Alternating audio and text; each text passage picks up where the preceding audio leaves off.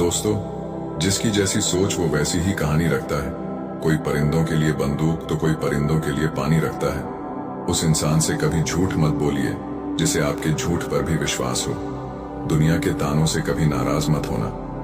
अनजान लोग तो हीरे को भी कांच का समझ लेते हैं। सच्चा रिश्ता एक अच्छी पुस्तक जैसा होता है, कितनी भी पुरानी हो जाए फिर भी शब्द नहीं बदलते।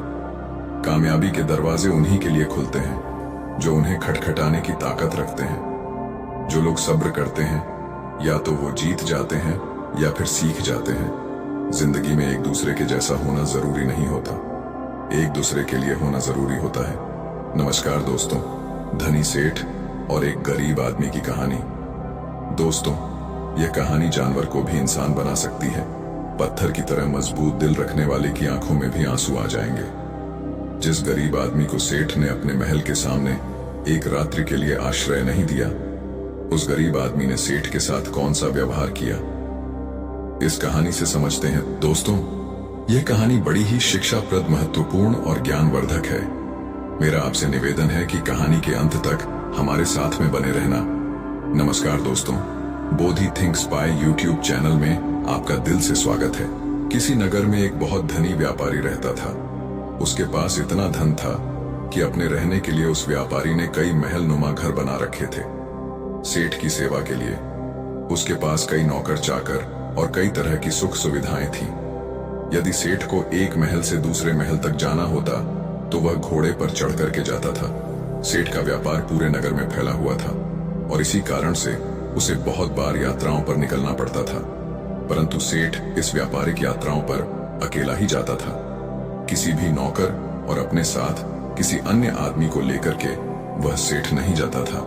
इन यात्राओं के दौरान उसे कई बार घने जंगलों में होकर के निकलना पड़ता था और कई सराय में उसे रुकना पड़ता था।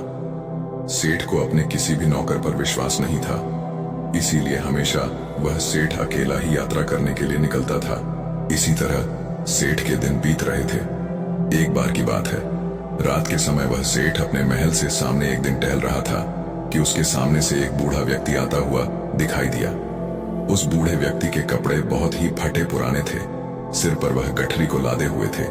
जैसे ही उसने सेठ को देखा, उस बूढ़े आदमी ने जो गठरी उसके सर पर रखी हुई थी उसे उठा करके नीचे रख दिया और सेठ को प्रणाम करते हुए कहने लगा, श्रीमान जी, मैं बहुत दूर से आया हूँ और मैं बहुत थक गया हूँ। यदि आप आज्ञा दें तो यहाँ रात काट लूं। उस बूढ़े व्यक्ति की बात को सुनकर के सेठ ने कहा, यह मेरा महल है, कोई धर्मशाला नहीं है। बूढ़ा व्यक्ति कहने लगा कि मैं केवल आपकी घुड़साल के बाहर ही पड़ा रहूंगा और सुबह होते ही यहाँ से मैं चला जाऊंगा। सेठ ने कहा, परंतु यहाँ तुम्हारी देखभाल कौन करेगा? उस बूढ़े व्यक्ति ने कहा कि मुझे किसी भी चीज की कोई आवश्यकता नहीं है, इसलिए देखभाल की कोई जरूरत नहीं है। सेठ ने कहा कि हमें क्या मालूम है कि तुम कौन हो। एक आदमी हमें रात भर के लिए तुम्हारी रखवाली के लिए यहाँ पर लगाना पड़ेगा। उस बूढ़े व्यक्ति ने कहा कि क्यों महाराज, ऐसा क्यों करना पड़ेगा आपको? सेठ ने कहा कि वह इसीलिए करना पड़ेगा कि रात को तुम कोई वस्तु उठा करके यहाँ से निकल ना जाओ। इस पर राम राम कहते हुए उस बूढ़े व्यक्ति ने अपने कानों को हाथ लगाया और सेठ को नमस्कार करते हुए अपने सिर पर उस गठरी को फिर से लाद लिया और वहां से चलने लगा। रात अंधेरी थी, आकाश में घने बादल छाए हुए थे, कभी कभी कुछ बूंदें भी होने लगती थी। आंधी आने का डर था। वह बूढ़ा व्यक्ति बुरी तरह से थक चुका था। उसके हाथ पैर काम नहीं कर रहे थे, उसका चलना फिरना कठिन था। परंतु सेठ के इन कट शब्दों ने उसे ऐसा घायल कर दिया था कि उसे अब उस नगर के किसी भी शहरी के पास जाकर के विश्राम करने का विचार छोड़ दिया था। जोरों की बरसात होने लगी। जिस तरह रात का अंधकार बढ़ता जा रहा था, उसी तरह से बूढ़ा आदमी भी अपने सर पर गठरी को लादे हुए आगे चला जा रहा था। समय बीतता गया। कुछ दिनों के बाद वह सेठ अपने मित्रों और अन्य सेवकों के साथ एक दिन शिकार खेलने के लिए जंगल में निकल पड़ा। शिकार खेलते समय उसे अपना घोड़ा एक हिरण के पीछे उसने लगा दिया। बहुत ही प्रयत्न करने के बाद वह उसके हाथ ना लगा और इसी दौड़ में वह सेठ अपने साथियों से आगे निकल चुका था। जंगल घना था और घने जंगल में घुस जाने के कारण वह सेठ अपने नगर का मार्ग भूल चुका था। लगभग कई घंटों वह जंगल में भटकता रहा। इतने में ही रात हो गई। बारिश चालू हो गई। आंधी चलने लगी और बादल छा गया। कोई भी ऐसा व्यक्ति नहीं था जो सेठ की किसी भी प्रकार से कोई सहायता कर सकता था। बेचारा थक करके चूर चूर हो गया। जब उसे कोई रास्ता नजर नहीं आया तो वह एक वृक्ष के नीचे बैठ गया। आंधी इतनी जोरों से बढ़ने लगी कि जंगल के जो वृक्ष थे वह सब टूट टूट करके गिरने लगे। आंधी के कारण अंधेरा बढ़ने लगा। हाथ को हाथ नहीं दिखाई दे रहा था। प्रकृति के इस प्रकोप से घबरा करके सेठ का जो घोड़ा था वह अपने बचाव के लिए इधर उधर भागने लगा। घोड़े का मालिक इतना थक चुका था कि उसे होश नहीं था। थोड़ी देर के बाद आंधी जब कुछ कम पड़, थोड़ी थोड़ी बरसात होने से चारों ओर जो फैली हुई धुल थी वह बैठ चुकी थी। आकाश को साफ हो गया था। तब सेठ ने देखा कि उसका घोड़ा उससे वहां से जुदा हो चुका है। उस सेठ ने उस घोड़े को 2000 रुपए देकर के खरीदा था और उस घोड़े से बहुत ही प्यार करता था। उसे पालने में उसने किसी तरह की कोई कसर नहीं छोड़ी थी। अब तो सेठ को घर पहुंचने की कोई भी उम्मीद नहीं थी। कहते कि सवेरा होने के आसपास रात का अंधकार बहुत बढ़ जाता है और इसी तरह आशा और सूर्य की किरणों के पहुंचने से पहले निराशा और दुख का अंधेरा भी बहुत अधिक हो जाता है। बहुत अधिक दुखी और निराश हो जाने पर उस सेठ को दूर से एक व्यक्ति आता हुआ दिखाई दिया। पहले तो उस व्यक्ति को देख करके वह सेठ सहम गया। कहीं यह कोई व्यक्ति चोर या डाकू ना हो जो उसे आकर के उसे लूट ले। परंतु जब उस व्यक्ति ने सेठ के पास आकर के नमस्कार करते हुए अपने होठों की मुस्कान से सेठ के हृदय को निर्मल कर दिया, सेठ को बड़ी उम्मीद दिखाई दी। उसे आशा का प्रकाश दिखाई देने लगा। हंसते हुए उस व्यक्ति ने सेठ से कहा, आप इतने क्यों घबराते हैं? साथियों के बिछड़ने से, राह भटकने से और किसी की सहायता ना मिलने से कहते हुए सेठ ने अपनी सारी जो कहानी थी उस व्यक्ति को सुना दी। उस व्यक्ति ने जब सेठ की कहानी सुनी तो उसको सेठ पर दया आ गई और वह सेठ को लेकर के अपनी झोपड़ी में चला गया। वहां जाकर उसने बताया कि वह अपने पिता के साथ रहता है। जो भी रूखा सूखा भोजन हम लोग खाते हैं आप भी खा लेना और यहीं पर रुक करके विश्राम कर लेना। सेठ ने कहा कि परंतु मेरे घोड़े का क्या होगा? उस व्यक्ति ने कहा, सुबह होने से पहले मैं आपके घोड़े को किसी भी तरह से ढूंढ लूंगा। सेठ ने कहा कि वह कैसे ढूंढोगे? तुम बड़ा घना जंगल है, इतनी अंधेरी रात है, तुम कैसे ढूंढ सकोगे? उस व्यक्ति ने कहा कि मैं इस जंगल के कोने कोने से परिचित हूं। सेठ ने कहा, तो क्या तुम मेरे साथियों को भी ढूंढ सकोगे? उस व्यक्ति ने कहा, यदि वे इस जंगल में हुए तो मैं अवश्य ही उन्हें ढूंढ निकालूं। इस उत्तर को सुनकर के उस अमीर सेठ को बड़ा ही संतोष हुआ। उसके मन में बड़ी उम्मीद जगी और इस तरह से वह सेठ पूरी तरह से निश्चिंत हो चुका था। वह अब भी सोया नहीं था कि उस व्यक्ति ने सेठ के सामने एक दूध का कटोरा ला करके रख दिया। सेठ ने कहा कि यह क्या है महाशय? उस व्यक्ति ने कहा कि सेठ जी, यह हमारी बकरी का दूध है। सेठ ने कहा कि तुम्हारे पास कितनी बकरियां हैं?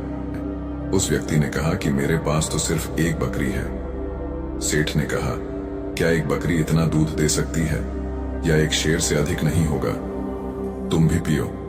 उस व्यक्ति ने कहा कि नहीं, पिताजी ने कहा है कि आज का जो भी दूध है वह केवल अतिथि सेवा में लगाया जा सकता है। आज हम लोग दूध नहीं पिएंगे। सेठ ने कहा कि ऐसा क्यों? उस व्यक्ति ने कहा कि हमारे यहाँ सबसे बढ़िया चीज दूध को समझा जाता है और अतिथि की सेवा में हम लोग इसको पेश कर देते हैं। मैं पिताजी का इकलौता पुत्र हूँ और दूध हमारे यहाँ सर्वोत्तम भोजन समझा जाता है। पिताजी ने यह आपकी सेवा में भेजा है। सेठ ने कहा कि तुम तो सचमुच देवता हो। सेठ की बात को सुनकर के वह व्यक्ति कहने लगा, नहीं सेठ जी, देवता तो बहुत दूर की चीज है, हम तो पूरी मानवता को भी नहीं अपना सके। उसकी बात को सुनकर के सेठ ने कहा, नहीं भैया, मानवता तो आप में कूट कूट करके भरी हुई है। इस तरह बातें करते करते वह सेठ सो गया। अपने अतिथि की सच्ची सेवा करने वाला वह व्यक्ति चुपके से उठा और हाथ में मसाल लिया और अपने अतिथि के घोड़े को ढूंढने के लिए वहां से वह चल दिया। ढूंढते ढूंढते वह सुबह के समय के आसपास ढूंढा। बहुत ढूंढने के बाद आखिर उसे घोड़ा मिल गया। वह अपने अतिथि का घोड़ा ला करके अपनी झोपड़ी पर लौट आया।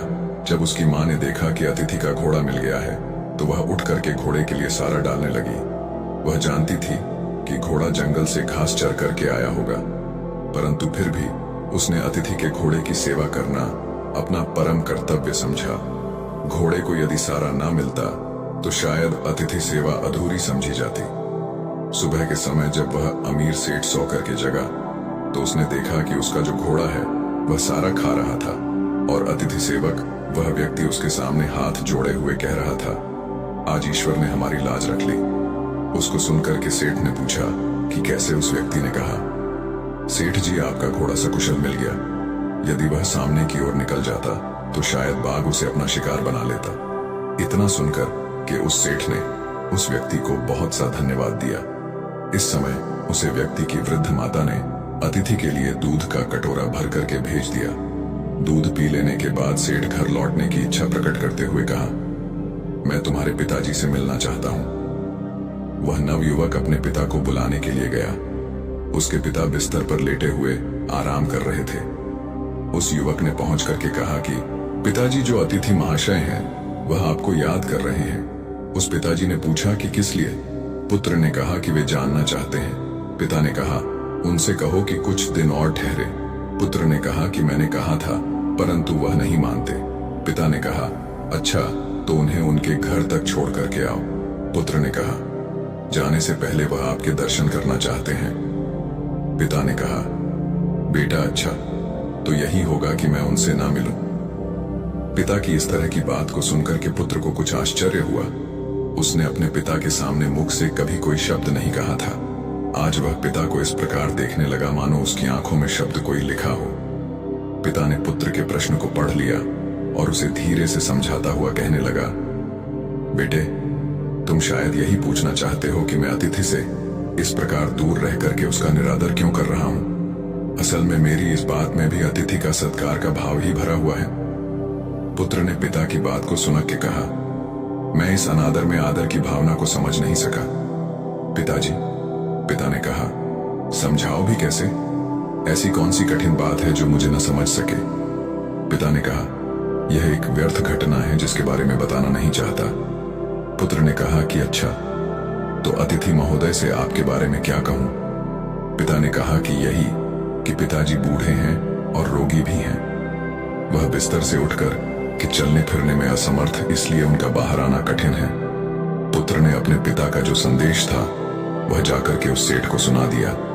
इस बात को सुनकर के सेठ कहने लगा, इस पवित्र स्थान पर आकर के मैं ऐसे महात्मा को देखे बिना यहां से कैसे वापस चला जाऊं, जिसके घर में भूले भटके को मार्ग दिखाया जाता है, जहां अतिथि की सेवा की जाती है, जी जान लगा करके की जाती है, जहां अजनबी अतिथि के घोड़े को ढूंढने के लिए घर वाले अपनी जान की बाजी लगा देते हैं, और जहां जो घर की गृहिणी है वह अपना खान पान उठा करके अतिथि के घोड़े की पेट भरने के लिए तैयार करती है। तुम्हारे पिता को देखकर ही मेरा जीवन सफल हो सकता है। सेठ का संदेश पुत्र ने पिता तक पहुंचा दिया। अब बूढ़ा क्या करता, उसे सेठ के सामने आना ही पड़ा। सेठ ने देखते ही पहचान लिया कि यह तो वही बूढ़ा है जो कुछ दिन पहले उनके महल के सामने सर पर गठरी उठाए हुए आया था। एक रात के लिए उसने आश्रय मांगा था और सेठ ने उसे चोर तक कह दिया था। कितनी दानव थी उसके दुर्व्यवहार में। इस वृद्ध के पुत्र ने अपनी मानवता का परिचय देकर के उस सेठ के हृदय को बिल्कुल बदल दिया था। अमीर सेठ हाथ जोड़ करके खड़ा हो गया और अपने दुर्व्यवहार के लिए उस बूढ़े व्यक्ति से क्षमा याचना करने लगा। बूढ़े व्यक्ति ने कहा, आपकी ओर से क्षमा याचना का प्रश्न ही पैदा नहीं होता है, क्योंकि मैं बाहर आकर के आपको उस पुरानी घटना की याद नहीं दिलाना चाहता था। आपके आग्रह को मैं टाल नहीं सका, इसीलिए मुझे यहाँ आना पड़ा। इससे शायद आपको बड़ा दुख हुआ हो, अतः मुझे आपसे क्षमा मांगनी चाहिए। सेठ ने कहा, कितना ऊंचा है आपका व्यक्तित्व। इतना कह करके वह अमीर सेठ उस वृद्ध के चरणों में गिर पड़ा। उसके नेत्रों से पश्चाताप के आंसू झर रहे थे। उसके होंठ फड़फड़ा रहे थे, मानो वह यही कह रहे हो कि इस बूढ़े की झोपड़ी महलों से भी ऊंची है, क्योंकि जहां मानवता का निवास है। इसके बाद उस सेठ को सुरक्षित वह सेठ अपने घर में लौट आया। इस घटना के बाद उस सेठ का हृदय परिवर्तन हो गया। जहां कठोर हृदय वाला वह सेठ था, उसे किसी पर विश्वास और दया की भावना उसके मन में नहीं होती थी। वही सेठ बिल्कुल बदल चुका था। अब वह दीन और दुखियों की सेवा करता और उसके द्वार पर आने वाले जो भी अतिथि थे उनका पूरा स्वागत सत्कार करने लगा। सेठ का पूरा परिवर्तन हो चुका था। जो पत्थर दिल सेठ था वह पूरी तरह से पिघल चुका था। दोस्तों, ये कहानी आपको कैसी लगी है, एक प्यारा सा कमेंट करके जरूर बताना। और यदि वीडियो आपको पसंद आया है, अच्छा लगा है, तो इस वीडियो को लाइक शेयर करके चैनल को सब्सक्राइब जरूर कर देना। तो चलिए फिर मिलते हैं ऐसी एक और नई वीडियो में एक नए मैसेज के साथ। तब तक के लिए अपना ख्याल रखें। धन्यवाद और नमो बुद्धाय।